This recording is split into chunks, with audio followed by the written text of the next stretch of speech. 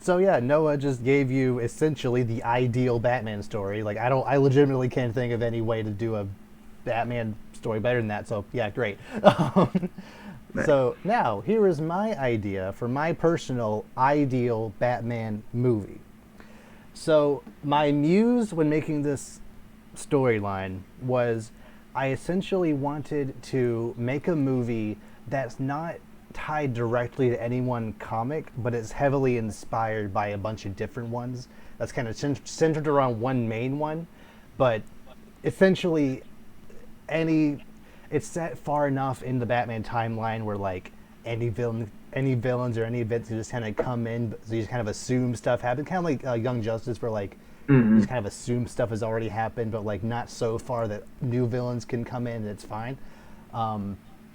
So just a little bit of background for the like basic setting. Batman's about 35-ish, so just kind of keep Okay. that in his prime. He's through a couple of Robins. Tim Drake is Robin at this point, and so yeah, I'll go from there. So the movie starts, and I haven't really decided if I would want this movie to be part of like a trilogy or like MCU style series of movies, or if it's just its own thing. I think it could work either way because it's Batman. You just kind of know what's happening.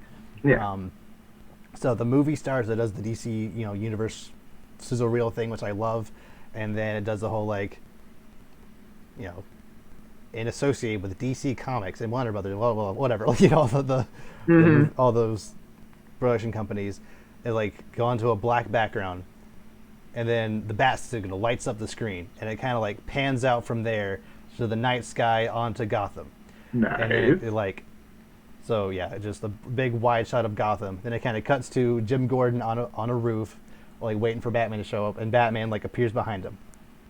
Then they have just a little bit of just like playful banter. They've been doing this for 10, 15 years. It's just, this is just another day for them.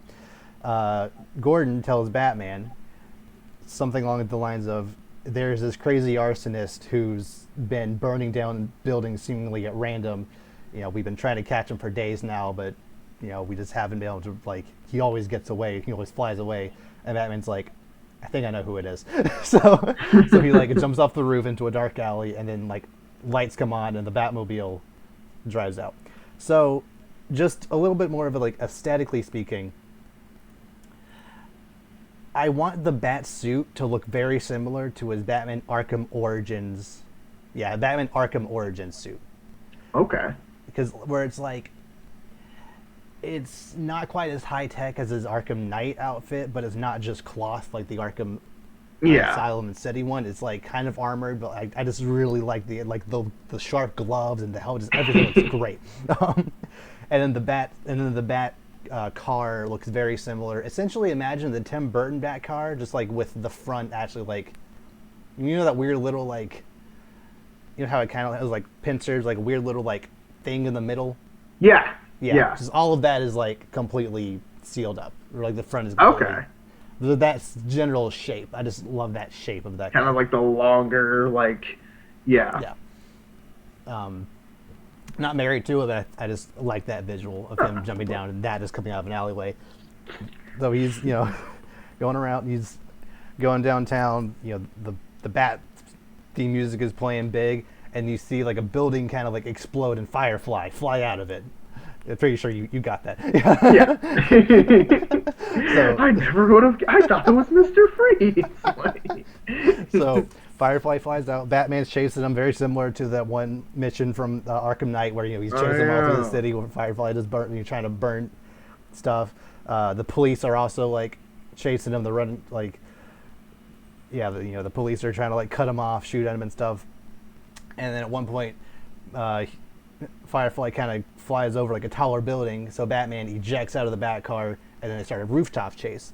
All this takes place over about like 5 minutes or so, like Yeah. pretty concise yet still action packed. So he's chasing Firefly, trying to like throw batarangs, just use a bunch of gadgets on him, and Firefly eventually gets hit or something, and he goes down. So he goes down, and like I said a little bit ago, we're not screenwriters, we're not filmmakers, we don't have every single aspect of all this planned out, or like we don't know how to make movies, whatever.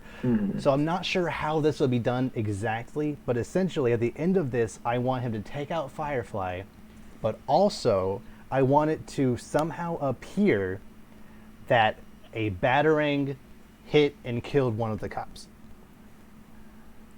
It could deflect off like his suit or something, and then it could like or even like make it look like it's more malicious than that. Just like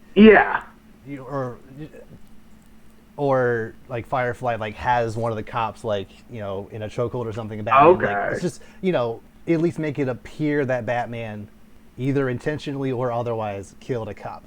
That's a big deal for this. So that he finds that cop dead. The police show up and they're like, Batman, even Gordon's like, what have you done? And he's like, because Batman doesn't, he's not great in social situations. He just kind of like leaves the scene. He like lets the cops take Firefly and he just like leaves. He doesn't, like, he wasn't even sure if he killed the man. Like, this is the first time this ever happened to him for 15 years. He doesn't know what to do. He just like, I'm just gonna go, and he leaves. So it kind of like it cuts on the ground. It like shows Firefly getting taken away with that dead cop laying next to him, and then it kind of like zooms out and like kind of does that. I love when movies do this, where like it zooms out from a scene and then like makes seamless transition, like someone's watching it on a screen. And Batman's like in his Batcave just reviewing the footage just to see what happened. Is like he sees the guy get hit by the batarang and it looks like he did it, but he's not sure when that happened or why it happened. And just, again, I don't know exactly all the details, but that's like what he's looking at. And then Alfred comes into the room and he's like, Master Wayne, not to intrude, but you're on television. And he's like, Alfred, not to be rude, but I don't care what the media has to say about Batman killing someone. And then Alfred's like, no, Master Wayne, you are on the news. What? So he turns on the news, and Bruce Wayne is holding a press conference. Bruce Wayne is holding a live press conference where Bruce Wayne says, like, you get it. Bruce Wayne. I get it. Don't, for the viewers at home, don't spoil it. Yeah, but you get it. It's like we've been funding the Batman for years, but we didn't expect this to ever happen. He killed one of our finest. We're distancing ourselves completely from him, and in fact, we're putting a bounty on his head. Anyone who brings Batman in, dead or alive, will give you, however many zeros you want, like just blank check. So Bruce Wayne ends that speech. Cut to black. The logo, like the movie title, Batman: Public Enemy. Nice. Yes. I like this a lot. Again, like it's not exactly taken from one specific comic. I know there's that Superman Batman Public Enemy storyline, but like some kind of taken from that title. And again, you know where this is going, but yeah. So it's taken from that. This is it's great. Like taken from that idea, but it's not gonna. There's gonna be other elements to it. So after the cut to black, just like a huge montage of villains just descending onto the city.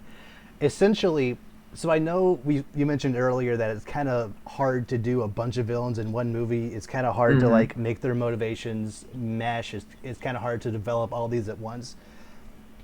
My reasoning for this is if you already have Batman set at age 35, the world is already fairly established. We get it. You don't need to individually develop all these different villains. Yes. Especially since all of their motivations are, we want to get Batman to get money. Like, we want yes. money.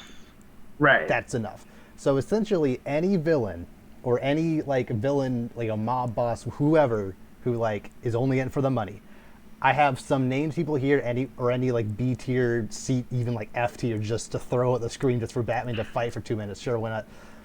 Killer Moth just tries to swing at Sure, him. why not? There's gonna be a lot of Batman just beating up random people in this movie, just I love that. as he's running from the law. So named people I have from here are Deadshot, Deathstroke, and like their rivalry. They both want to kill him, obviously. The Electrocutioner, who I love to death. The KG Beast, Copperhead, Cheshire, Bronze Tiger, Solomon Grundy.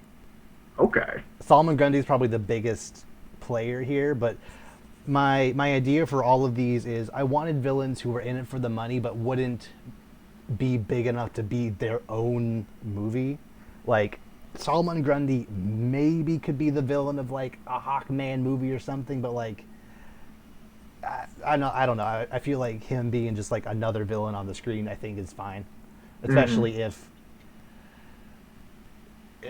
they don't make him as OP as he actually is. Yeah. Like we're not doing any Bane stuff, no Ra's al Ghul in this. You can have people from the League of Assassins, but no Ra's al Ghul himself, Raish, whatever. And we could also see people like Penguin or Falcone like telling his minions just flood the city, like get Batman, like do whatever you can to get. Like Penguin is not gonna be in the movie after that point, but he's at least gonna like in this montage we're gonna see Penguin tell his goon stuff, and then we get the quintessential, axing the bat signal because we got to do that in every movie, right?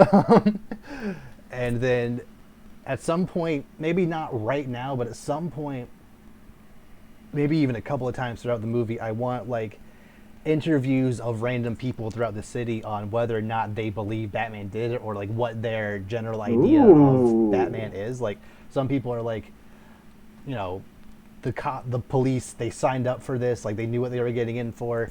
Some people have very negative views of the cops, so they're okay with some of them dying. Some of them have never liked Batman. He's a vigilante. He should be taken to justice. That just sowing seeds of doubt into just the city itself is torn on whether or not they even like Batman. I just love that idea. Ooh. So obviously, Batman doesn't believe he did it, but he has no clear evidence of why he didn't do it, outside of him knowing he didn't do it. So he has to find evidence of that. So another reason I wanted this story specifically is because I really wanted a storyline that would really flex both Batman and Tim Drake's detective skills. Because outside of like 20 minutes of Dark Knight, we really haven't had a Batman movie that was just like a detective story. Right. And even then it was just like, I'm going to cut a hole in the wall and let my computer do it. Like it's not really that big of a deal, Yeah. I really want the storyline to be like kind of half of like a noir, like, who done it, like, find evidence, but you're on a clock because obviously the entire city's after you, police, villains, everyone is after you. So like you got to fight villains while also trying to clear your name. I just really like that idea. And then Tim Drake is also just kind of in it because I appreciate it as a Tim Drake fan. Yeah, so I didn't mean it like he's just in that just because. I mean, like, he is a part of Batman's team, so he's also a target of these attacks. Right. So Batman, after a little bit of fighting off random villains, just doing all he can to try to find evidence where he can, he's just like, we're starting to get a little overwhelmed here. Me and Robin can't do it by ourselves. We'll need more help. So he attempts to enlist help from Barbara Gordon, who is Oracle at this. No, actually, she's not Oracle. No, she's not Oracle. She can still like be on the comms, but she is Batgirl. Nice. But since she, I kind of like the idea, at least in my head, of like, she went to college, and when she went to college, she kind of stopped being Batgirl for a while and maybe like started doing her own thing. Actually getting a career now that Batman has gone through a couple of Robins, like he's kind of gotten in a groove where he doesn't really need as much help. So she's kind of off doing her own thing, but he enlists her help again. He also goes to Jim Gordon, who obviously is mixed on what he should be doing, because obviously Jim Gordon trusts Batman, but he's the head of the police, and he feels like this needs to get done, but he also trying to work on the inside just to try to clear Batman where he can without looking like he's, he needs to just optically make it be like, I'm going to help you, but still need to try to save face of like, Right. yeah, you get it. But also, while Batman, is at Jim Gordon's house at night, just, shows up just because he does, Jim Gordon reveals that Firefly never actually made it back to the precinct. He got out. Yeah. He escaped. So that's cool. And then, or at some point during this, we cut to Nightwing sitting on top of a building in Bloodhaven.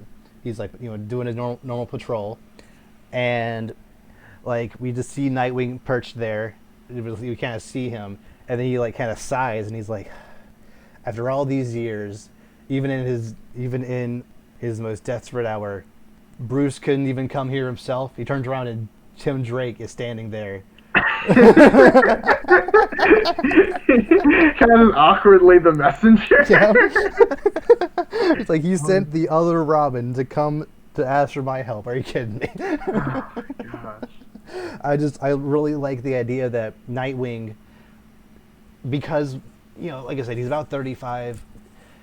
A lot has happened, but Nightwing and Bruce still haven't quite worked out everything. They're on like about neutral terms, but they're not like buddies. Right. Nightwing is not gonna like run to help him whenever he needs to. But like if he sees something in Gotham going horribly, he might come help. But he's still annoyed that Bruce himself wouldn't come talk to him. Right. So Nightwing, Tim Drake tries to, talk Nightwing into it. Nightwing's not even sure if Batman does it. Like after all these years, he's kind of noticed that Batman has started to go a little over the edge in certain scenarios. Anyway, he's still been keeping tabs on what's going on over there. Mm-hmm. So he's like, I'm not surprised that this happened, but just as a favor to an old friend, I will help you this one time. So, I'm not going to go over every single instance of random villains, attacking Batman. Just know that like every 20 or even 10 or so minutes, there's like a sequence of Batman and or Robin just taking on random police goons, random villains, just like not to the point where it's overwhelming to the audience, but to the point where it's just like, you want to see Batman beat up people. It's just right. It's always going. Yeah. Just this constant sense of dread, like that Batman Superman Public Enemies movie, where, like I said, every 10 or so minutes, just a new wave of villains or even heroes just shows up to try to take him out. Right. So, I have actually two different scenarios on how I want Deathstroke to be introduced. Tell me which one you like better. Okay. The first one is Batman is taking on some villains, and Deadshot is about to, take out Batman. But Deadshot like either misses or doesn't like take a shot right away. So Batman like notices, and him and Deadshot start fighting. And since Deadshot's a kind of higher tiered villain, it's not just a one punch dead. Like they're actually like kind of sparring a little bit. Mm-hmm. And then Deathstroke is sitting over another building, being like, "Oh no, Lawton, you're not getting that bounty. That one's me. You know this." So he like has his sniper rifle trained on Batman, and he's like about to take a shot, and then like a wingding hits it out of the way. So Nightwing is has some quip, and he's like, "It's like, oh, I didn't expect to see you out of Bloodhaven right now." So then they have a little back and forth. So then Nightwing and Deathstroke have this epic on roof, just rooftop, just like flips and staff on sword, just crazy. Going wild. What you'd want from a Deathstroke fight right. in a Batman movie. So yeah, they're fighting, and then they're fighting. It's I don't necessarily think it happens like all over the city, but they like crash through windows. They like fall from different stories. Like they they get around. Like, Go from building to building and yeah. like yeah. To the point where like they're at one, it ends with some like huge explosion that one of them sets off accident. Like they both just like flying, and essentially they both just need to retreat from the scene. Like neither one, but Nightwing stopped Deathstroke from killing Batman. So like Nightwing technically won the fight, but he's still like pretty beaten up. Right. So he's like kind of like limping away, all like bloody and scarred, maybe with like some shrapnel or straight up sword in his chest. Just like not doing well, and he like collapses on the ground. And then like another one of my favorite shots from movies is when like it's from the character's perspective, and it's like kind of from their like blurry vision eyes. You like see And like they like wake up. not yet. You see like some like shadowy figure like come towards them, and is like you don't really know who it is, but like because it's all blurry, and then like you usually see like a hand reach down, and, like their eyes close. That's it. So that some mysterious figure like does something to Nightwing. That's the end of the scene. The alternative Deathstroke intro, and both of these could be incorporated in some capacity, but at least as far as like his interaction with Nightwing, I think makes sense here. The alternative intro is Nightwing obviously knows that Firefly was heavily involved in what happened here, so Nightwing tasks himself while Batman is distracted over there, and Tim Drake is doing whatever he can. Nightwing decides that he is going to be the one to go track down Firefly. So he tracks down Firefly, and it's like a maybe 2-minute chase scene. Nothing too crazy since we already saw that earlier in the movie. And he pins Firefly down. He's interrogating him, and Firefly's about to talk. And then maybe I'm a little bit inspired from like Attack of the Clones. He's about to talk, and then out of nowhere, shot through the head, just like shot through the head. And Nightwing looks up, and Deathstroke is up there, and he's like, it's like, I'm not losing any money just because you talk, and then they fight. I think. Yes, like you get it. No, that's you get it. I think there could be a scenario where both these could work. It could be like Tim Drake goes after Firefly and tries to talk to him, and then Deathstroke kills him, and then later Deathstroke tries to stop Lawton from killing, what's his name, Flint? No. Yeah, Floyd Lawton. Okay, yeah. Deadshot. Yeah, I couldn't think of any of his names. Deadshot. Deadshot for doing that. So like some combination of I think that is really cool, because like that shows that Firefly was in on whatever's going on in the first place. Like right. The cop dying was planned. Like that, we have confirmation of that. But now that the Firefly is dead, and because it's Gotham, you can't pin it on any one person because there's just so many villains around. It's like he just died. Like you can't. That's not evidence. I love that. So Nightwing has been taken away, and just kind of in a moment of just relief. Like Batman hasn't heard from Nightwing in a while. Tim Drake is kind of off doing his own thing for a minute. Batman is sitting in the Batcave, just kind of taking relaxing for a minute from the story.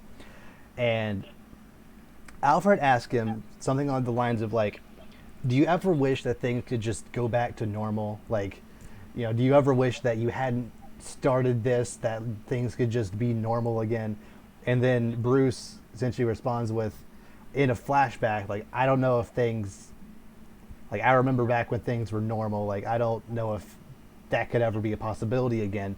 And in a flashback sequence, it just kind of shows him playing with one of his childhood friends, like, in a very, very, very different filter. Because obviously the Batman movie, so it's going to be like a kind of darker filter over the entire movie, but like, here's like much brighter, like, very green grass, like blue sky, everything is happy, lucky. He's playing with one of his childhood friends. They're like playing ball. They're like 8 or whatever in the backyard of the Wayne Manor. And he's like, even when things were normal, it seems like, what? Let me see here. It's like, even when things were normal, bad things seem to still happen to anyone around me.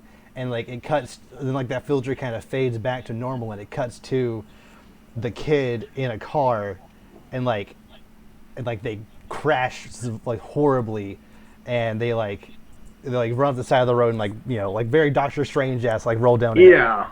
Again, you might know what I'm going with that. We'll keep it in suspense. So like even before my parents died, everyone around me seems to just have horrible things happen to me. Like I don't know if normal was ever in the picture. So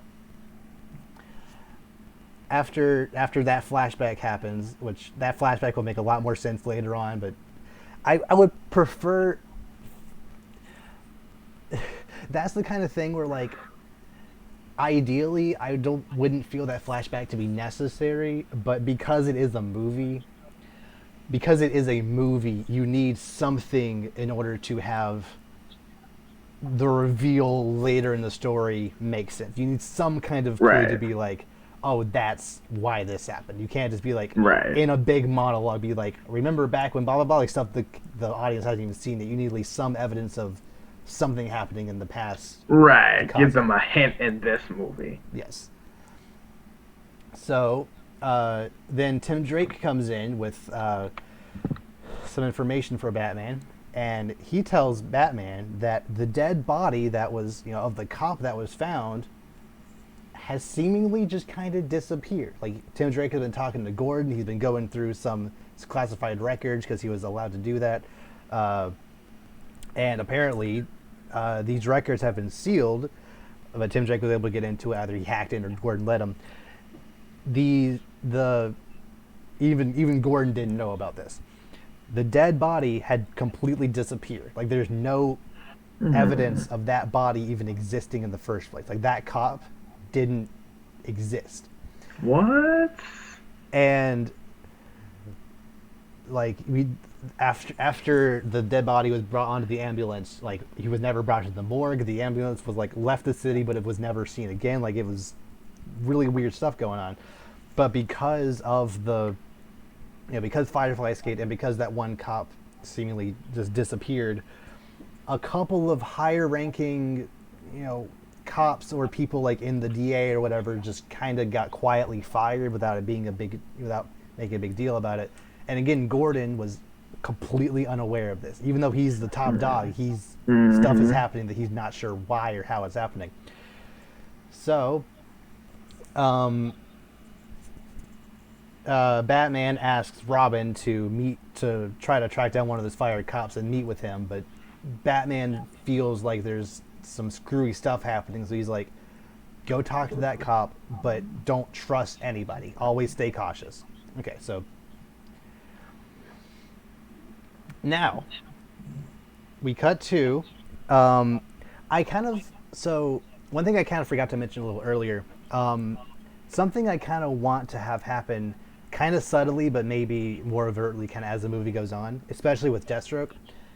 If a villain gets stopped but not like knocked out or something, I'll imagine there's either going to be a montage or like individually they'll get like a call from some mysterious person. Like they'll like especially Deathstroke after he loses Nightwing, he's going to get a call from some mysterious person saying like, meet me at these coordinates, I have a deal for you or something.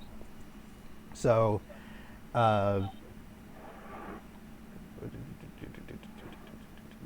where was I?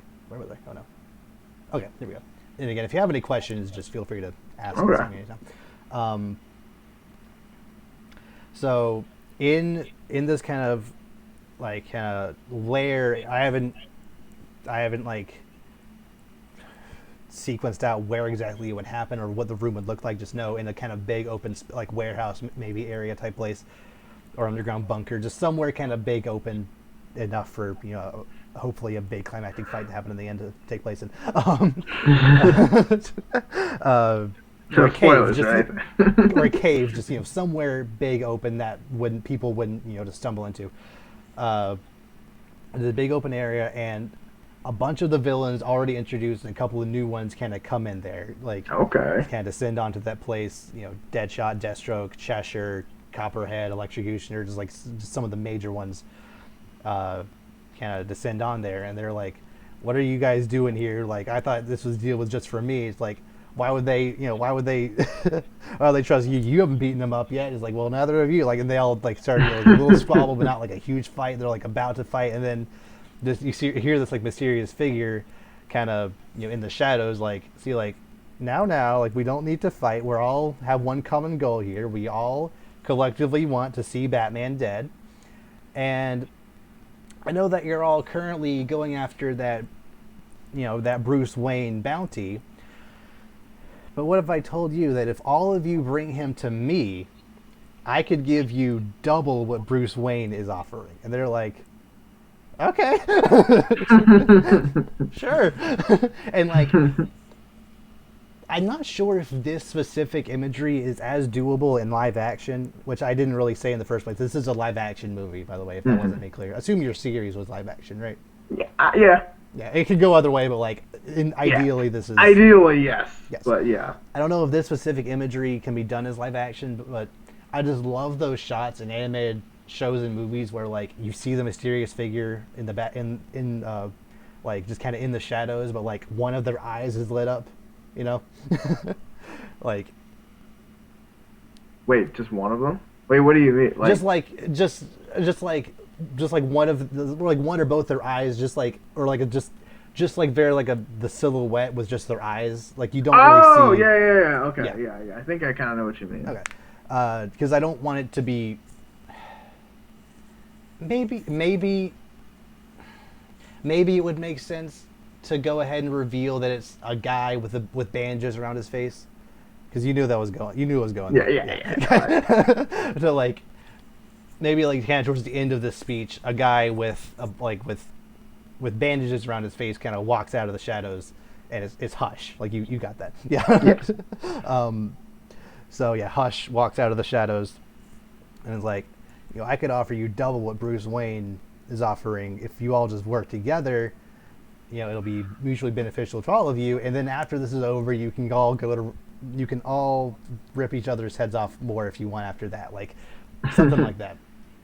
So after that point, even though the movie has been pretty hectic up to this point, it's going to get even crazier. Like, yes, more and more villains are just going to start coming in more like the amount of villains are going to be more frequent and more numerous at a time. But that's going to be, to save that for a little later. Just that, again, that kind of stuff just kind of happens throughout. So we're going to cut to Robin, Tim Drake going to that one cop's house. He goes into the window or whatever. The cop is sitting at the kitchen table, and it's like, oh, like, what are you doing here? And he's like, Tim Drake starts asking him questions, and they, Tim Drake, he, like, because Batman told him to be, to be cautious, he says something along the lines of like, oh, and they talked about why he was fired, what he's been doing since, and he's like, oh, I'm sure Claire, how did Claire react when you told her you were fired? And he was like, oh, my wife Claire, she didn't take it well, but we'll get through this together. And Tim Drake is like, your wife's name is Heather. And he's like, crap. So then Clayface, comes out and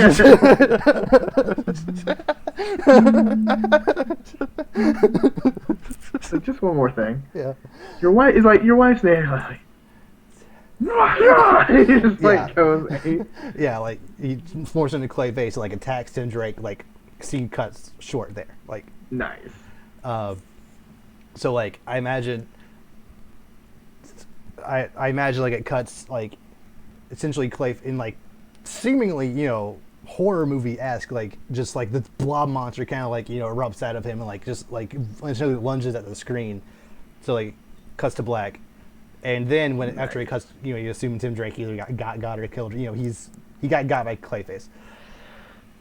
Then it cuts to black, and then kind of like eyes start opening, and it's Nightwing starting to wake up. And Nightwing is just kind of in this apartment, just somewhere in Gotham, and he's like, "What happened?" And then this guy comes in and who calls himself John. John walks in and he's like, "Oh, you took a bad beating. I saw everything that happened. You work with Batman, right?" He's like, "Yeah, I used to work with Batman." He's like, he called me back to help him again after, he seemed like he killed a guy. He needs to clear his name. I'm still not sure if he even did it. I'm just doing this just as a favor.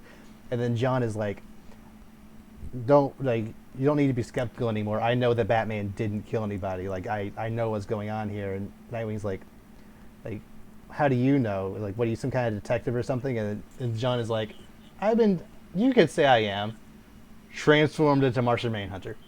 Really? Yep. I was not expecting that Yes. at all.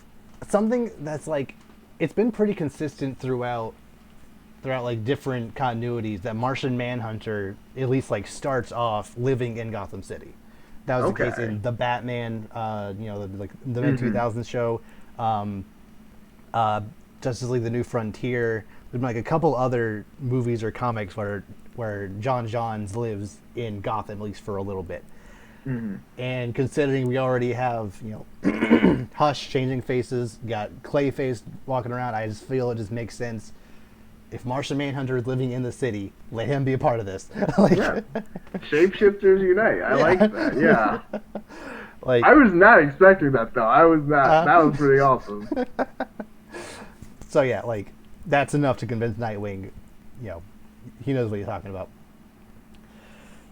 So, after probably several days at this point of Batman on the run from cops and random villains and stuff, Batman is running through the streets being chased by one or two villains, and then like Deadshot and Deathstroke both show up together to try to fight him. So Batman is now fighting both Deadshot, Deathstroke, probably the Electrocutioner, Copperhead, just like 4 or 5 villains all at once. He's trying to do all he can. He's like, obviously like he's kind of fending off Deadshot at one point, but then Deathstroke comes with his sword, so he blocks that, and Electrocutioner he's getting a little overwhelmed. It looks like he might kind of almost get the upper hand. Like maybe the Batmobile comes in, runs over Electrocutioner or something, but not kill him obviously, but hits him. But then like Copperhead jumps on his back and like bites him, and then he falls knocked out. So then Batman wakes up, and he's in that big cave building lair or whatever that all the buildings met in earlier. And then so Batman's like, "What's going on here?" So then Hush walks out of the shadows again. He's like, "Oh, I've you like what I've been doing here." So he's like, "I'm pretty sure this. I like the idea that Hush has never been a part of the story before. This is Hush's introduction to this. So, like, I know you don't know who I am, but you might recognize me if I did this." So Hush unravels the bandages, and it's Bruce Wayne. Bruce Wayne. It's just like, what? And then Batman can't be like, "You can't be me." I mean, wait, and it's like Bruce Wayne. Ooh, okay, Yep. this is gonna be interesting. Yeah, like at this point, like Batman is like strapped to a chair, or, he's like tied up or something with like the cowl off, like he's completely revealed to all the villains at this point. Like, Oh, if really? you have Okay. him captured, and the main guy orchestrating it knows who Batman is, like why not? Why keep it on? Like, Okay, so he is revealed as Bruce Wayne already. at least to the villains, like not to To the the city, villains. but to the villains. Right, yeah. but the villains see him, and they also see the other guy who's Bruce Wayne. Yes. Okay. Yes. That changes things. They're like, oh, or maybe it could be a thing where like Hush, before he reveals the bandages, like takes off the cowl. Like at some point during this, both are revealed to the villains. You're like, oh, they're both Bruce. Like what? Then who are we getting paid for? Like, who's paying us? One joke was like, "Oh, this is what he meant when he meant double the money," like something like that. Yes, or that's something good. That's like very that good. would be Yeah. thrown in there. So Hush, or Thomas Elliot just like reveals in like very villain-esque monologue about like why he did all of this, why he hates Bruce Wayne, how like he was jealous of the fact that Bruce Wayne, his parents loved him like Thomas Elliot never had the love and affection of his parents. He was always jealous of how much richer Bruce Wayne's parents were than him. So he orchestrated his own parents' death through the car crash, so that he could be an orphan just like Bruce Wayne was, and like, but it still wasn't enough for him. Like Bruce Wayne still was way more famous no matter what, even though like he graduated from Harvard and became this great surgeon, he still just wasn't as famous as Bruce Wayne. So he's like, the only thing I had left to do was become you, so he became Bruce Wayne. And then like after this huge monologue about like why he did it, and he's like, after the Batman is taken out, and after I kill you, I can finally take your place and maybe even be Batman myself. I don't know. Like, so then obviously because he's Batman, after all of that, Bruce, the real Bruce Wayne is like, yeah, I knew all of that. I just needed confirmation. Wait, what? Like, because, and maybe Bruce Wayne could then, I don't have this exactly mapped out, but then maybe Bruce Wayne could say something about when he found out or something, or maybe just because he's Batman. I don't know. Yeah, I mean, that does happen all the time. And then he's like, did he get all that, John? And then one of the villains, like one of the random goons, like transforms into Martian Manhunter, and he's like, nice. Oh, I got it. Did you get all that, Gordon? And then it cuts to like right outside, like Gordon and Martian Manhunter are cyclically linked, and he's like, yeah, I got it. So then, like, Nightwing, Tim Drake was also captured, if that wasn't clear, by the way. Yeah. So he's here. Nightwing, Batgirl, and the rest of the GCPD just like storm the building all at once, and then just this huge fight breaks out. Like, cops and random goons, like just Solomon Grundy is just running through people, but then like just Martian Manhunter fighting him, but then the idea of Clayface and Martian Manhunter fighting is always really cool to me, because they're both like transforming, like just you get it. So they're having that weird morphing fight, which I don't know how well it would look in live action. I would try to make it look better than the climax of Venom, but there's no guarantee it would look good.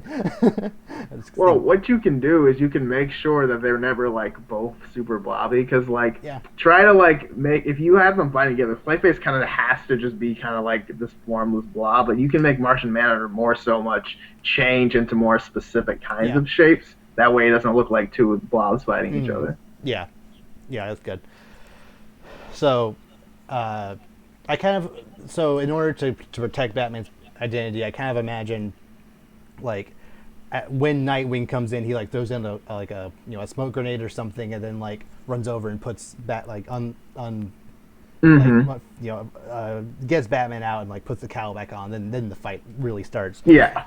So yeah, like Nightwing and Batman are both fighting Deathstroke together, and like doing Batman and Robin stuff against Deathstroke, and just beating the crap out of him just because. Because like I love the idea of them both fighting him individually at some point and then coming together to take him out finally. Right. And Batgirl is also kicking butt. Jim Gordon is there, just insane, like 20-minute, maybe not 20-minute, but a pretty significant climax of just ultimate clash. Every villain, every character essentially to the movie just coming all at once. And then Bruce Wayne finally so I'm not sure exactly how it ends. I just know it ends with Bruce Wayne, Batman actually taking out Hush and all the other villains. Maybe a lot of people are dead. Obviously, a bunch of cops are dead.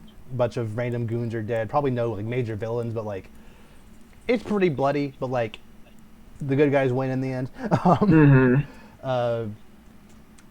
So that finally ends, and then at the very end, Bruce Wayne holds a new press conference being like, yeah, this all happened. Like, this guy from my past tried to be me. I don't, like, that was the whole thing. Or maybe not even. Maybe he'd just be like, maybe he doesn't even admit that. Maybe he's just like, I am foregoing the bounty. It's been revealed that Batman didn't do it. We are Yeah. giving our full support back into him again, just to show our gratitude or what he's done to the city. And then it cuts to, nighttime again. Jim Gordon's on top of the rooftop. Batman drops down. He's like, "I have another assignment," or like, "There's another villain running loose." Cut to black. After credit scene. There it is.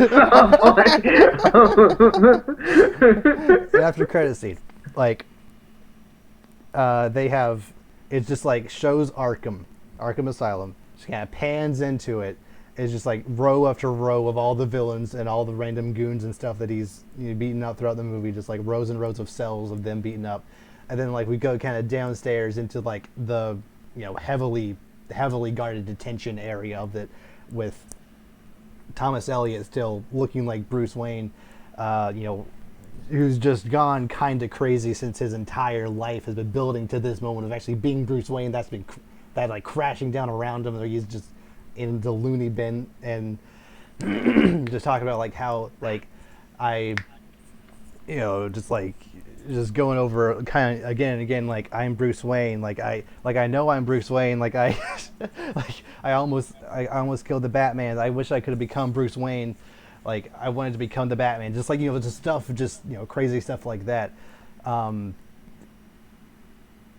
then like in the cell next to him, we just hear this insane laughter, and then after the insane laughter, you hear the Joker say, like, "You're not Bruce Wayne. You're not the Batman." Like, or just just like taunts him or something, and says some like, I kind of thought of, I honestly like I kind of didn't finish, but like I have throughout the past like half a day, I've just like random new ideas sort of like appearing in my head. So like this actually happened while you were doing your bit. So like I don't have this completely finalized, but like Joker taunts him somehow, and then like he like does a maniacal laugh, kind of like backs out to the rest of Arkham, just at his laughter just like reverberating throughout the entire place. Cut to black. Nice.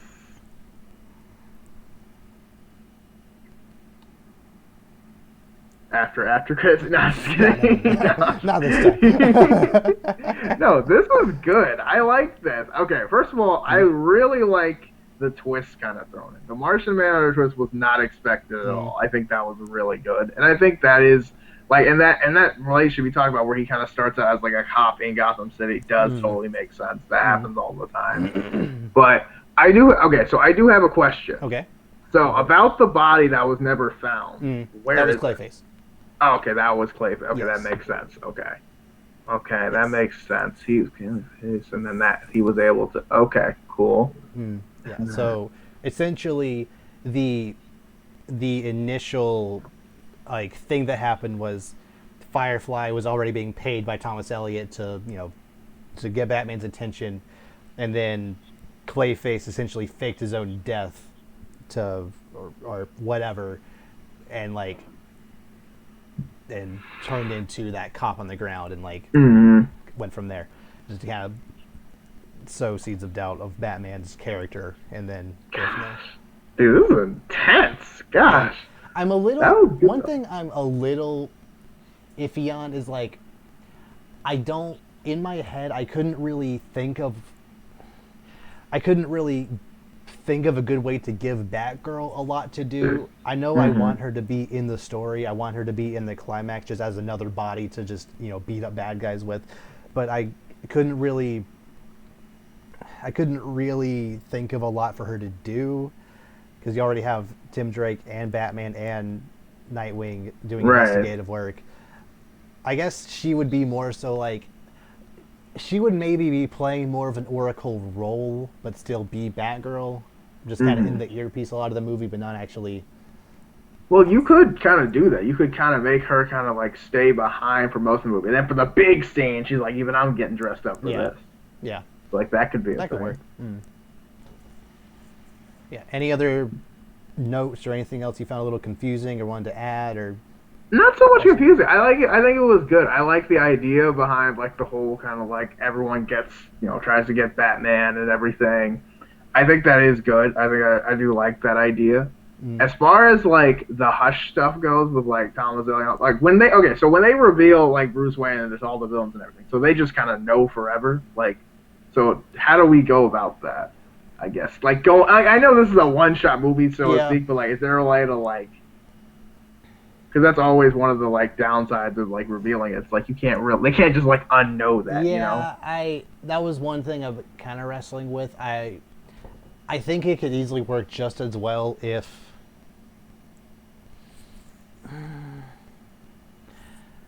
because the big reveal I feel only works if if Hush talks about his relationship with Bruce Wayne as if Bruce Wayne is Batman, you know. So I don't know. Like a lot of villains already kind of know. Like all the League of Assassin villains already know who Batman is. Mm-hmm. You know, I'm pretty sure Deathstroke, Deadshot probably does. Like I don't know. I think it could work fine enough if they did, but I don't know. That is one thing I've been kind of wrestling with. Well, like you said, this is further down the line, and plus, a lot of these guys are kind of like you said when you like they aren't all like mainstays. Like they're Batman villains, but they're not like in Gotham every week kind of villains. Yeah. Like they are kind of drawn in for the money, so it kind of does make sense. Plus, if they all go into Arkham, and assuming Arkham is fine, like assuming they'll stay in Arkham, it won't really matter. I guess I don't know. Yeah, that'd probably be fine. And also, like, yeah, like I think they're locked up, and it's not like as many like Batman specific villains so much. And like you said, like Deathstroke probably would have figured out anyway and stuff like that. So, yeah. Do you feel like the fact that there are so many villains, even though they are all going for the same purpose, do you think that's a little much, or do you think it's fine? I think having their purpose, like having their motivations be very obvious and clear right from the start helps a lot because that means you don't have to say like it pretty much just makes it okay. Everyone's trying to kill Batman, so you don't need to understand their motivations. You understand it instantly, so they can just kind of be themselves doing what they're doing. So I think that's fine. Like you don't even need a scene of every single character having a name drop. Like you don't need Electrocutioner. You don't need Bruce Wayne or you don't need Batman to be like Electrocutioner, you again, or like KGB to tell you put you up here, like, or Cheshire. Like just you don't need that. You kind of they're kind of just they're just throwaway bounty hunters / assassins that you kind of just like I think it's good to have those moments, especially with like Deathstroke and Deadshot, but like the others you can kind of just throw in there, and it's fine because it doesn't really matter, and their motivations are already known, and like Hush is the big villain anyway, so like as long as you're not like if you're looking at Hush at the same way you're looking at all the villains like Barry and Death, then it gets exhausting, but like as long as they're just kind of footnote villains in Hush's story, then it's fine.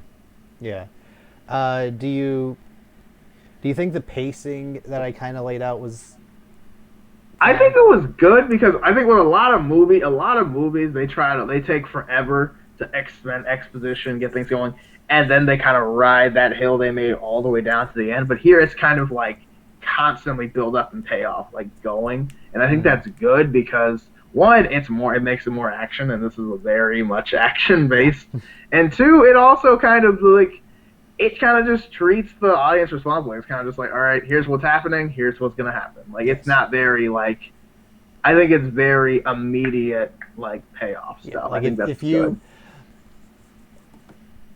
Like, if you're watching this movie and you don't understand that, Clayface coming at the screen and cutting to black, but then Nightwing waking up, if you legitimately don't understand that these are two different people, like, part of me legitimately believes that some movie companies or studios, whatever, believe that the audience is so dumb that they wouldn't understand that, so they don't want to get more experimental with shots like that. Like if it makes sense for one character to be knocked out, but then like in a very specific way, but then another character wake up immediately after that point. Like, I think a transition shot like that could be cool. Right, and it makes sense too. Like you said, it treats the audience like it's smart enough to get like, oh, this is a different character. Like, you know what I'm saying? And I do like those shots, like that TV shot you were talking about earlier, where it's like you see on TV, then it comes out. He's like, I do really like those kind of shots, and I think that is very much like, and also I think like being outside, that they always have like lightning and stuff doing that. I think that could always be like a really good effect to like have when something big happens, like someone appears and like lightning or like like even when like if he assassinates Firefly, he looks up and it's just Deathstroke. It's just and then he just takes off, like kind of like in the Argo Origins trailer, he just kind of takes off. Batman. Yeah, through talking about it, I do think that it's actually Tim Drake going after Firefly, or maybe that could be Batgirl. Who There you go. There you go. Yeah, there you go. And then Tim Drake can still be like doing. There you go. That's how you integrate. Okay. There you go. Batgirl goes after Firefly, and then after she interrogates him, Deathstroke kills Firefly. Okay. Right, and then she goes after that. There you go. Perfect. No, very good, dude. I like that. We did it. And now I'm like, I'm real like now that we made these stories, I'm just gonna be like, man, this is so good, and it's like, and then that was like, man, I can't. Why can't they just like that was that hard? Like it took me, like about a week overall. Yeah. Like I kind of had the general skeleton of this idea in my head for like probably half a year now, but just putting it all on paper took about a week. Ish, right, exactly. And like obviously I'm not going through the process of like casting and actually like getting directors and choreographers. Yes, but I mean, but like that's the writing, like that's not the problem. I have a problem. Like I don't have problems with the casting, or I don't have problems with like the budgets, all that. I have problems with the writing of the stories and the characters. That's the part that we're kind of integrating. It's like. Yeah, I'm replacing that. Like the other stuff is fine. Like I don't mind who's being casted or whatever. It's just like they're not like I don't know. I think. Oh, go ahead. Sorry. Are there any villains that you feel that like are mercenaries or you think would fit in here that I didn't mention? Well, I feel a little like I understand like you didn't so much use like Gotham-based villains just because like it felt a little detached in that way. Because I was expecting like a Bane or somebody to show up or something. I originally had Bane in the story, but he felt a little too big for what was going on. That's fair. Yeah. Like, I do get that. Like I feel Bane absolutely would be here, but the idea of the villains I picked specifically were like important named villains, yet not necessarily big enough to carry their own movie. Bane could easily, he already has, carried his own movie just fine. Right. Okay. That makes sense. Yeah. I guess. Yeah. No, and that makes sense. And also too, I think that a big theme of this also is like kind of bringing the world towards that, like bringing people outsourcing kind of people. Yeah. Because again, Batman's in his 30s, been doing this for a long time, so he's already kicked the crap out of everybody in Arkham at least twice. So like. It makes sense that you kind of get some new blood or so. Yeah, I think you could get away with someone like a Solomon Grundy or a Killer Croc. Yeah. Or Deathstroke or Deadshot, but like that's about the peak. Yeah, like a Joker or something. Like I like how you added him in the end, but like a Joker for the most part kind of feels like he can't really be a sub villain here. Yeah, just like in an after credit scene, just be like, it isn't over. Like obviously the Joker is here. He's gonna do something later, but like just. In case you're wondering, like, why Joker wasn't in the movie, like, he's around. Don't worry. It's like, don't worry. We didn't forget. We know. It's just he's been in every other movie, so we didn't want to be that guy. So I'm still kind of struggling with Joker's actual final line, but, like, something along the lines of, you've tried to pay all these villains to try to kill Batman for you. I would have done it for free. And just like see, just stuff like that. Just like it's just so quintessential Joker, yet it's still funny. Like it just. And because he's Bruce Wayne, you can make a joke and like you're gonna waste all your billions or something like that. Even though he's not really Bruce, we can like some way tie that in. Like, yes. Like, there's this one Joker joke in the animated series where he's at a casino or something, and Mm. he's like, "Look at that, Bruce Wayne. So this is how you guys made all those billions." Uh, It's just like funny stuff like that that the Joker is just amazing with, mm. and it's yes, like something like that. Again, he's not in a lot of the movies. You just gotta give him like one throwaway line, just like not so serious, but like I think that would be very good. Now, as far as like trying to think. I do like most like is there gonna be a lot of roles for like out like I know you had Alfred in a little bit with the whole like he's in Comfort, but like is there gonna be a lot of Bruce Wayne drama going on here? Because I know it's mostly about people hunting Batman specifically, but the fact that somebody's I feel like Bruce Wayne Bruce Wayne would kind of pop up throughout the movie and just kind of hold press conferences or just do interviews and stuff about just like why he's going after Batman and stuff. Like, because obviously Batman Bruce Wayne can't really be in it a lot because there's already a imposter Bruce Wayne. So real Bruce Wayne can't really be out in the public eye at all because if he tries to, like, it would be kind of weird for real Bruce Wayne to like try to contradict what he already said without any new evidence. It would look bad for everyone. So like, I like fake Bruce Wayne like just doing interviews and stuff throughout. I think that works. Okay, that makes sense too because I think that would get really confusing if you had like Bruce Wayne drama with another Bruce Wayne. Yeah, that makes sense. Yeah. So yeah, okay. After hearing both our in-depth ideas of storylines for Batman stuff. Please tell us what you think down below. Tell us what just a general idea of what your ideal Batman story would look like, or just any superhero. Like, what ideal superhero story would you like to see? It could be based on comic. It could be your own unique idea. Please, I'd love to see it. And with that, I'll see you all next time. Take care, guys.